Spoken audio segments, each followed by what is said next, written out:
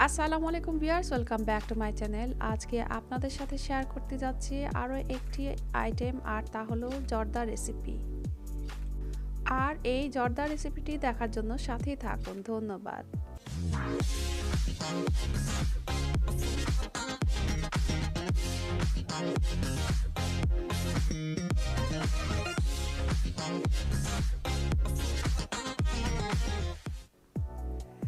প্রথমে নিয়েছি 1 কাপ পরিমাণ বাসমতি চাল। এর জায়গায় চাইলে আপনারা পোলার চালও নিতে পারেন। চালটাকে পানি দিয়ে ভিজে রেখেছি কিছুক্ষণ, তারপর খুব ভালো করে ধুয়ে পানি ছড়িয়ে নিয়েছি। সাথে আরও নিয়েছি 8-10টি করে পেস্তা বাদাম, কাজু বাদাম এবং কাঠবাদাম। এগুলোকে কিছুক্ষণ পানিতে ভিজে রেখে ছোট ছোট করে কেটে নিয়েছি, আর রেখেছি আস্ত কয়েকটি। ধুয়ে পরিষ্কার করে নিয়েছি 3 টেবিল চামচের মতো কিশমিশ, 5-6টি চেরি ফল, 3টি লবঙ্গ এবং 5টি এলাচ। চিনি নিয়েছি 1.5 কাপ। অতএব মেজারমেন্ট কাপ দিয়ে 1 কাপ চালের জন্য 1.5 কাপ চিনি লাগবে। নিয়েছি 3 টেবিল চামচ পরিমাণ ঘি। আরও লাগবে একটি অরেঞ্জ। অরেঞ্জটা কি করব এটা আমি পরে দেখাচ্ছি। প্রথমে একটি হাঁড়িতে 1 লিটারের মতো পানি দিয়ে দিব এবং তাতে দিয়ে দিব 1 চামচ পরিমাণ অরেঞ্জ ফুড কালার।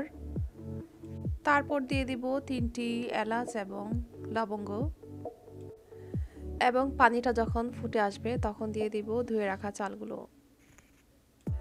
নেড়েচেড়ে অপেক্ষা করব চালটা ফুটে আসা পর্যন্ত।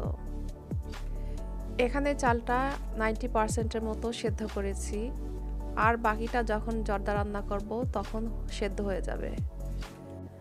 চালটা সেদ্ধ হয়ে গেছে, এবার একটি স্ট্রেনারে করে পানিটা ঝরিয়ে নেব। এবার চুলায় একটি প্যান চাপিয়ে দিয়ে তাতে দিয়ে দিব সবটুকু ঘি। ঘিটা গরম হয়ে আসলে একে একে দিয়ে দিব কিশমিশ এবং বাদামগুলো। এগুলোকে ভেজে নিব 1-2 মিনিটের মতো। এই কিশমিশ এবং বাদামগুলো ভেজে নেওয়ার পর আপনারা তুলে রেখে দিতে পারেন, আবার একসাথেও রান্না করতে পারেন। তো এখানে আমি একসাথে রান্না করব। দিয়ে দিব আরও 2টি যে এলাচ ছিল সেগুলো,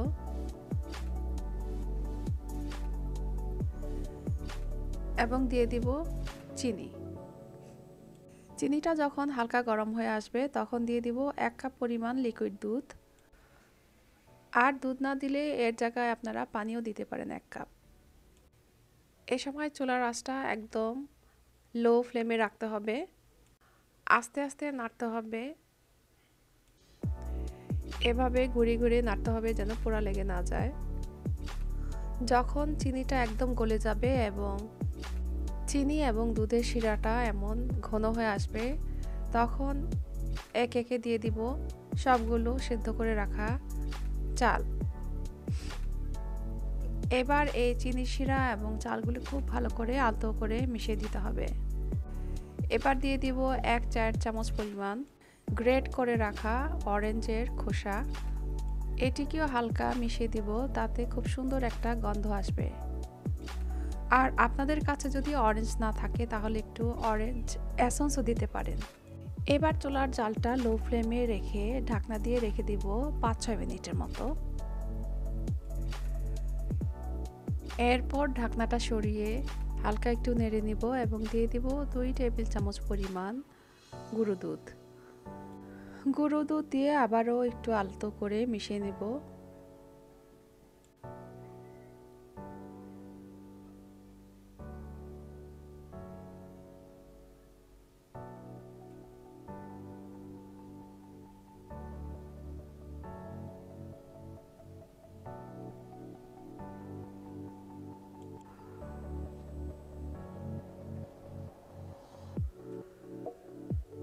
আবারও ঢেকে দেব 2-3 মিনিটের জন্য।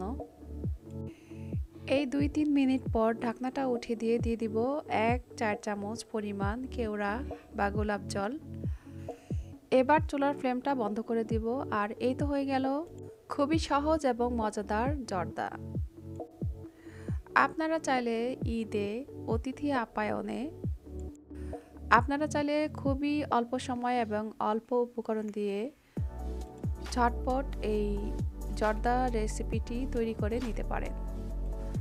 আমার এই রেসিপিটি আপনাদের কাছে কেমন লেগেছে জানাতে ভুলবেন না।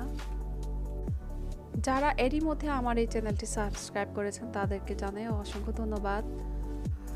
আর যারা নতুন ভিউয়ার্স এখনও আমার চ্যানেলটি সাবস্ক্রাইব করেননি তারা প্লিজ একটি সাবস্ক্রাইব করে দিবেন আর পাশে থাকা বেল আইকনটি বাজিয়ে দিবেন যেন নোটিফিকেশনের মাধ্যমে আমার নতুন নতুন রেসিপিগুলো আপনারা পেয়ে যেতে পারেন। আজকের মতো এখানে শেষ করছি। সবাই খুব ভালো থাকবেন। আল্লাহ হাফেজ।